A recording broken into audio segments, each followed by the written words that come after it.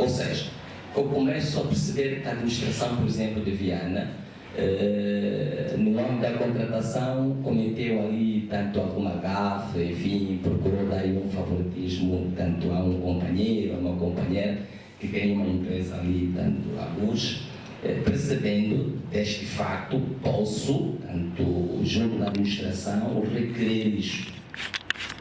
Requerer com que tanto aquela situação seja reposta, seja impugnada. Essa ação direciona-se diretamente pela instituição administrativa. E depois temos a terceira, que é a ação popular civil. Esta decorre na jurisdição civil, no caso no tribunal comum, tanto desde que estejam em causa a violação de direitos, estejam em causa tanto situações que colocam em causa os bens protegidos nos termos da lei, nos termos da Constituição. Se há um bem que está a ser posto em causa nos termos da lei e é protegido nos termos da lei, eu posso dispor destas ações e chamar as devidas responsabilidades. Tanto estas são as formas, já que estamos a pedir para resumirmos a matéria, essas são as formas, são os tipos de ações que nós podemos dispor delas. Mas atenção, se eu ao dispor dessas ações perceber que há elementos penais, tenho o direito de fazer a queixa, participação criminal, denúncia, posso fazer dali a intervenção do Ministério Público enquanto detentor da ação penal para a responsabilização dos gestores que violaram a norma penal. Posso fazer isso. Agora, qual é o problema desta norma? E é importante que a gente aqui vai identificar dois problemas. O primeiro, vamos ser sintético, o primeiro problema tem que ver com as custas judiciais. Tonino, eu não sei se o Ministério Público paga, com todo respeito, doutora Domingas, nada contra, mas não sei se quando a doutora dispõe de uma ação paga as custas no processo. Não sei. Não acredito que o Estado ou o Ministério Público pague as custas quando está em causa a defesa da coisa pública. Portanto, me parece que aqui é uma isenção direta, não paga as custas.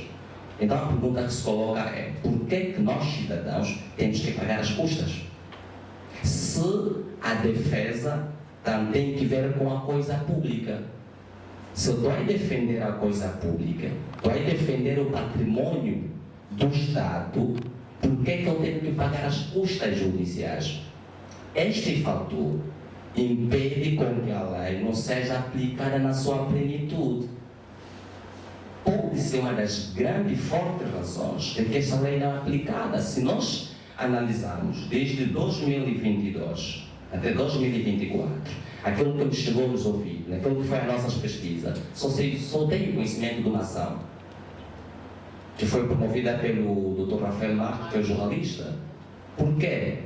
Será que não existem vários problemas? Não existe. Aliás, hoje, por todo canto, fala-se de que tanto há aqui favoritismo, há contrato mal feito, enfim, muitas situações. Por que não há um conjunto de ações contra entidades públicas que não observam o que a lei dispõe? Se o fundamento desta ação é efetivamente a ilegalidade e aquilo que lesa a coisa pública, onde é que nós estamos? Onde é que está a nossa capacidade cívica? Por que não fizemos nada? Não fizemos porque nós pensamos assim: se eu dispositar de uma ação, vou ter que pagar as custas no tribunal. Eu já não tenho. Tendo em conta a situação social e económica do país, a esposa, o esposo vai dizer: você não vai viver. Não tem a ver como é você está a pegar dinheiro para ir pagar as custas, vai dizer isso. E o que é que o Estado devia fazer? É que a isenção. Quem de facto entender promover uma ação não devia pagar. Deve haver uma isenção, não paga. Se assim acontecesse, pensamos nós que qualquer de nós pudesse dispositar uma ação. Essa situação de isenção acontece no Brasil, acontece em Portugal, acontece em Cabo Verde, Moçambique acontece. Por que é que nós não? Então, se nós queremos que os cidadãos participem, por que é que nos traz essa condicionante? Não obstante, há uma exceção à regra de que, tanto se não tiver condições, tens que declarar. Mas para declarar, isto não é automático. Temos que ter requisitos, temos que ir para a administração pública, solicitar uma declaração de pobreza, apresentarmos as nossas condições salariais, enfim, portanto, uma série de situações que atrapalham naturalmente naquilo que é o andamento do nosso processo.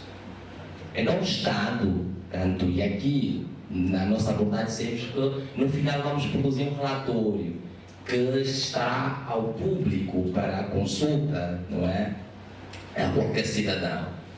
Pensamos que o Estado tem que rever, alterar tanto esta norma para de facto facilitar com que todos os cidadãos possam dispor deste instrumento, não só ordinário, mas como também constitucional, para fazermos a defesa da coisa de todos nós, quando está em causa o património, a coisa pública, não é? Temos que fazer, ou quando estamos perante uma violação do ato administrativo, nós temos que efetivamente dispor dessas ações, para tal precisamos que o Estado rever isso. Essa é a primeira crítica da norma. A segunda crítica, implicitamente esta norma não é da aplicação nacional.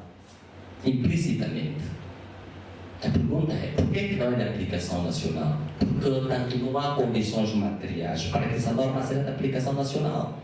E quando nós soubemos, enquanto técnicos, de que a aprovação de uma lei é de âmbito nacional, mas implicitamente esta norma não é de aplicação no âmbito nacional. Por quê? Porque, tome nota, os atos que legem a coisa pública não acontecem só em Luanda ou nas cidades capitais, não.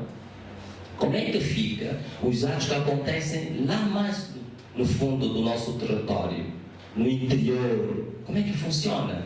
Se lá não temos uma comarca, como é que aquele cidadão que percebeu que aquele administrador, por exemplo, do qual, do Ndongo, lá nos fundos do nosso território, poderá impugnar aquele ato se lá não tem uma comarca? Lá não tem um tribunal. Será que este cidadão vai sair de lá para chegar até as cidades capitais para intentar a respectiva ação? Logo, estamos a dizer que a lei não é da aplicação nacional, implicitamente. Por quê? Porque as condições do próprio Estado não as criou. E quando se pretende aprovar a lei, é necessário que o Estado proporcione as condições. Então, o estudo desta lei foi mal feito. Quem estudou, quem trouxe a proposta, não analisou tanto aspectos profundos. E quando não se analisa aspectos profundos, vamos ter uma lei desacompanhada, desagregada daquilo que é a pauta deontológica natural. A pauta deontológica natural, quando não é observado, não há espaço da aplicabilidade. Não há espaço. Então, isso é uma outra situação que nós identificamos que o Estado deve rever. Ou deve chamar a questão da cultura.